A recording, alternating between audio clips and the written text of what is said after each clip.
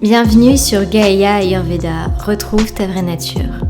Le podcast qui vous aide à vous reconnecter à votre essence et à vivre en harmonie avec les rythmes de la nature. Je suis Laura et ensemble nous allons explorer les fondamentaux de l'Ayurveda. Je suis ravie de vous retrouver aujourd'hui pour ce deuxième épisode.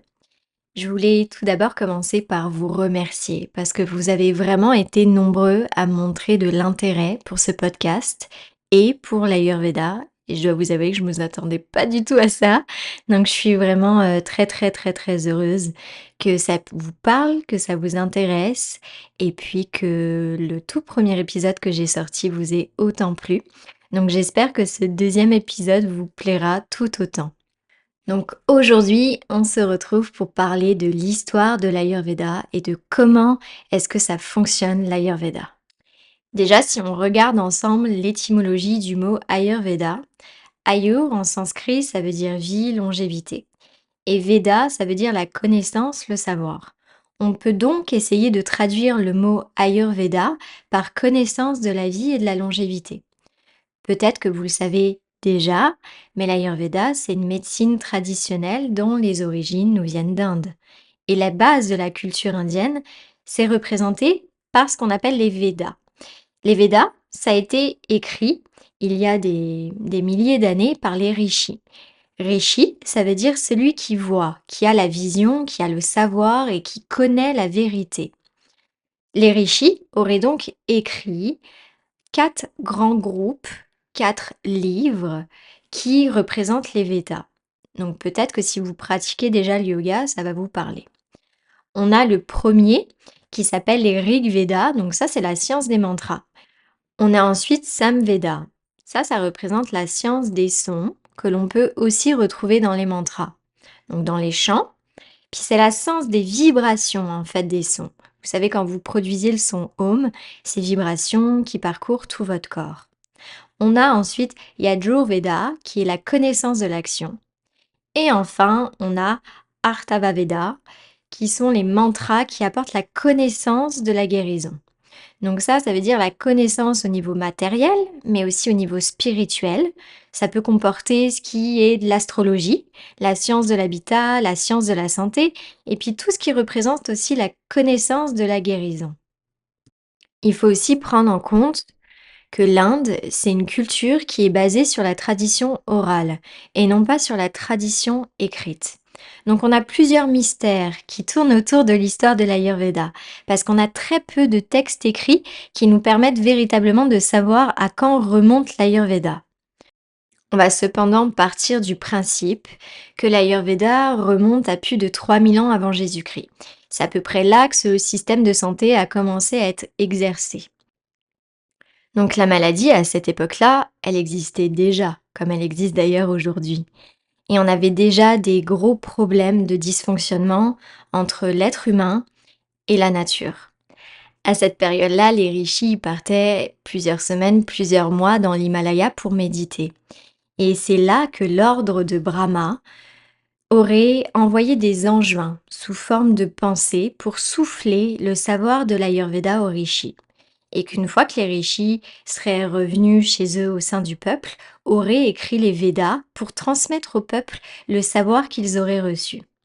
Et c'est à partir de ce savoir-là que le peuple aurait retrouvé son plein pouvoir au niveau de sa santé. Ça leur a donné les clés pour qu'ils puissent se reconnecter à la nature, pour qu'ils puissent comprendre comment est-ce qu'ils fonctionnaient et pour retrouver cet état d'équilibre dans leur corps.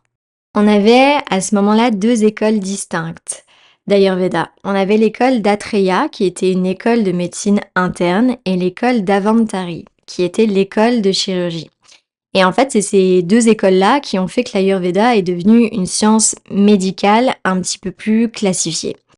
Au sein de ces écoles, pour transmettre le savoir de l'Ayurveda, on a dû du coup écrire des livres pour transmettre de façon générale et à tout le monde la médecine ayurvédique.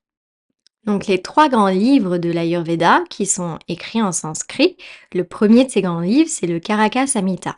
Lui, il va parler de tout ce qui est philosophie, de comment vivre en équilibre, de comment se soigner. C'est vraiment un livre de médecine générale.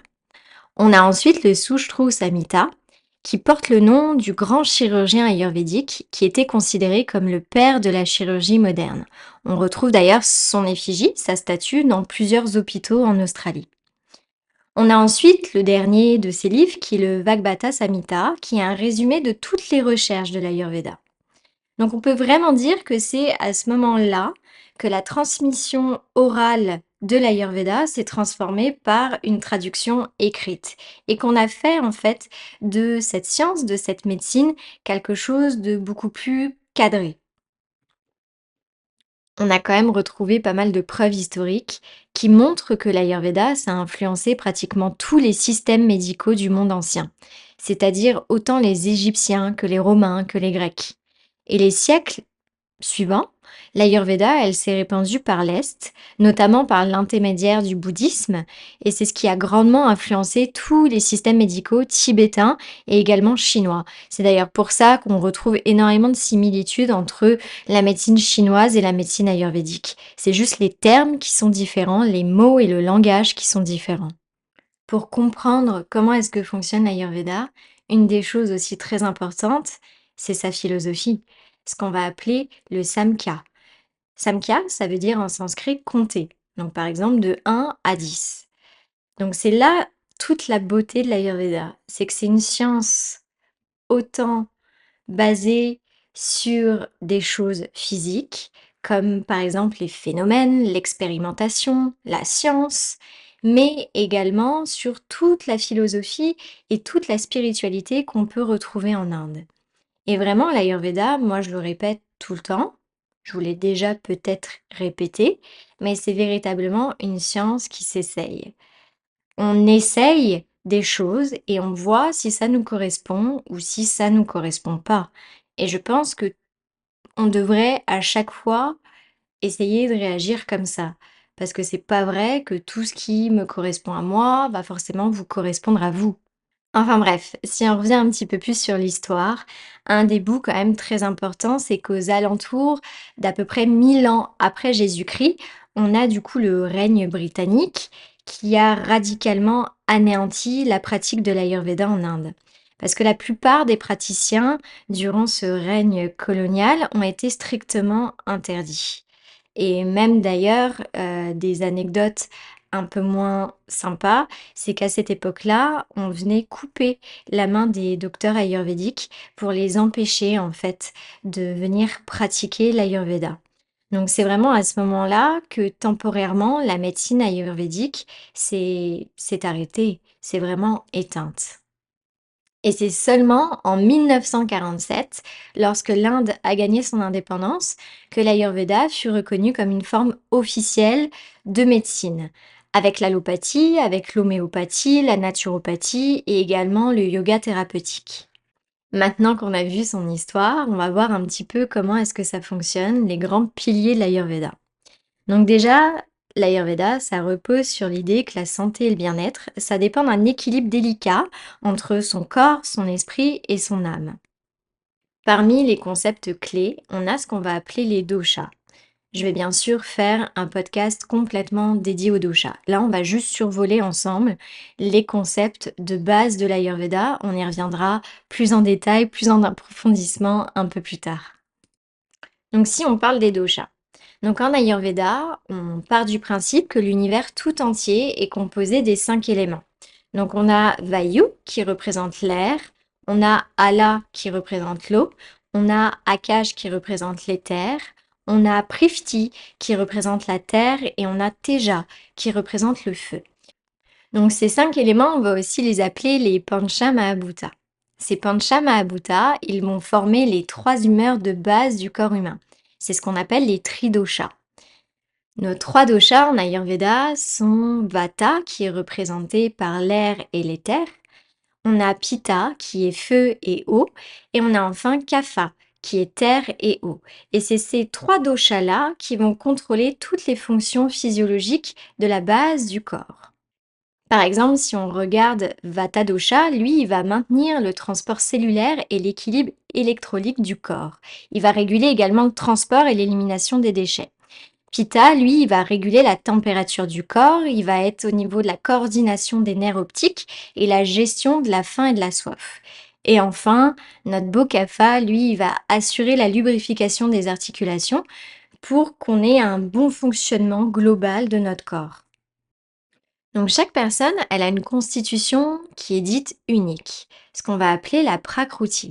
Cette prakruti, elle est déterminée par la proportion des doshas que vous avez dans votre corps, et ce, dès la naissance. Et ça ne changera pas tout au cours de votre vie. Votre prakruti, elle est unique et elle ne bougera pas. Et l'équilibre ou le déséquilibre de ces doshas qui vont influencer votre santé et qui vont proportionnellement apporter des maladies à votre corps. Un autre des principes en Ayurveda, ce sont les gunas. Donc les gunas, c'est les trois forces qui représentent la psychologie de votre mental. On a d'abord Sattva Guna, on a Tamas Guna et on a Raja Guna.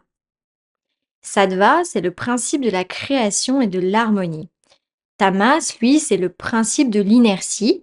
C'est un peu la force qui nous permet d'avoir une forme comme notre corps. Mais c'est aussi ce qui va emmener l'ignorance et l'obscurité dans notre mental. Et on a enfin Rajas, qui est lui le principe du mouvement, qui est généré par l'interaction entre Sattva et Tamas. Ça aussi, vous inquiétez pas, je dédierai un podcast entier au guna et comment est-ce que la force de notre mental peut influencer notre vie tout entière. Donc tout ce qui va exister sur la planète, ça va posséder également ces trois qualités. C'est également le cas de notre mental, donc comme je vous disais, notre état psychologique. Lorsqu'on a sattva qui prédomine notre mental, on va appeler qu'on est dans un état sattvique. C'est un état où on se sent profondément en paix à l'intérieur de nous. On va posséder une grande clarté d'esprit et on se sent vraiment bien. C'est un peu l'état qu'on va chercher à accéder, mais malheureusement, on est quand même dans une société qui est pas forcément sattvique, mais qui va plus pencher vers le tamasique ou le rajasique. On y reviendra sur ce sujet-là parce que c'est vraiment un sujet très très important et une des clés fondamentales qui nous permet aussi de vivre en équilibre dans notre vie. Tamas, il va être prédominant quand on est dans un état de sommeil. C'est un état tout à fait normal quand on dort. Par contre, si on reste tamasique au-delà du sommeil, là, ça va générer principalement de la peur, de l'ignorance, beaucoup d'obscurité mentale. Ça va aussi passer par des addictions, par de la paresse. Ça peut aussi être beaucoup de dépendance affective, de la déprime. Tous les états de dépression viennent de ce tamas guna. Quand on a une prédominance de raja dans notre mental, là, ça va amener à beaucoup d'agitation, d'excitation. Donc il y a vraiment des turbulences au niveau de notre mental. On a du mal à restreindre nos pensées, à venir tout bien clarifier. C'est ce qui va générer aussi des problèmes d'hyperactivité et puis d'hyperémotivité. Donc on vient également très susceptible aux effets néfastes du stress. Il y a un lien vraiment très fort entre tamas et rajas parce que l'un entraîne souvent l'autre. Par exemple, si on a un esprit qui passe trop de temps dans le tamas, il va rapidement passer à rajas. Une petite précision, lorsqu'on parle du mental, qui est du coup des problèmes, on va dire, psychologiques en Ayurveda, on ne parle pas des doshas au sein du corps, mais on parle vraiment des gunas au niveau du mental. Bien entendu, l'aggravation du tamas et du rajas, ça va également impacter les doshas de notre corps. Mais c'est pas à proprement dit des symptômes, c'est pas la cause du problème. Quelques autres principes qu'on va juste survoler parce que sinon ce podcast durerait encore des heures, mais c'est ce qu'on va appeler les dhatus, les malas et agni, qui sont quand même encore trois gros piliers de l'Ayurveda. Donc les dhatus, c'est les tissus corporels qui vont soutenir et qui vont nourrir votre corps. Par exemple, le sang, les muscles, la graisse, vos os, etc. Les malas, ça va être les déchets de votre corps, tels que l'urine, vos selles, la sueur, tout ce qui doit être éliminé pour maintenir le corps en bonne santé. On a aussi dans ce même principe ce qu'on va appeler l'ama. L'ama, c'est les toxines, c'est ce que le corps n'arrive pas à évacuer ou à assimiler, ça devient de l'ama. Donc les toxines, c'est la plus grande cause des maladies. Parce que quand les doshas sont aggravés, ça vient en contact avec les amas. Et ça vient samadosha, c'est tout ce qui va être difficile à soigner. C'est la même chose, les dhatus et les malas qui viennent en contact avec ama, ça devient généralement des maladies assez graves. Donc Ama, c'est quelque chose qui est plutôt de nature collante, puis c'est responsable de tous les blocages dans nos tissus ou dans nos nadis, vous savez, les conduits. C'est ce qui va impacter aussi nos cellules et les canaux énergétiques. Puis la dernière des choses que je voulais aborder avec vous, et non pas des moindres, c'est Agni. Agni, c'est vraiment quelque chose de très très important en Ayurveda. Agni, c'est le feu digestif, c'est le dieu du feu. Donc ça, c'est crucial parce que ça va nous aider à transformer la nourriture en énergie. Et quand on a un Agni qui est équilibré, généralement on est en bonne santé. Un Agni en bonne santé, ça va nous permettre d'éliminer les toxines, donc d'éliminer Ama, et du coup d'éviter moindrement les maladies. On a également le fait que l'élimination des malas, donc les déchets du corps, va bien se faire. Et on a aussi des des tissus qui vont être nourris grâce à un bon feu digestif. Donc c'est vraiment un des concepts, un des plus importants, même s'ils sont tous très importants.